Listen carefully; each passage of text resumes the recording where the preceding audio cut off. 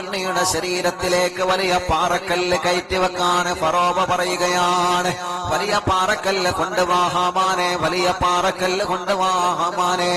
ആ പാറക്കല്ല് കൊണ്ടുവന്നിട്ട് അസിയാന്റെ നെഞ്ചത്തേക്ക് നമുക്ക് കയറ്റിവെക്കണം.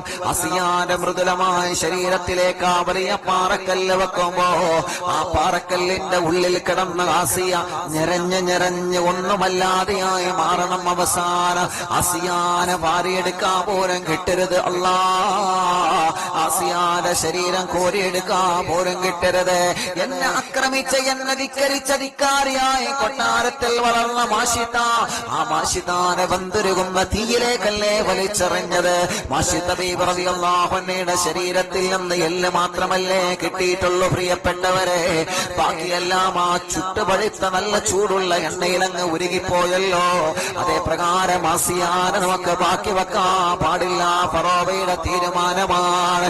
അതാ പട്ടാളക്കാരെ പാറ കൊണ്ടുവരുന്ന വലിയ പാറയാണ്. 19ഓളം ആളുകൾ ഒരുമിച്ച് ഉയർത്തി ഉരുട്ടി കൊണ്ടുവരുന്ന വലിയ പാറയാ.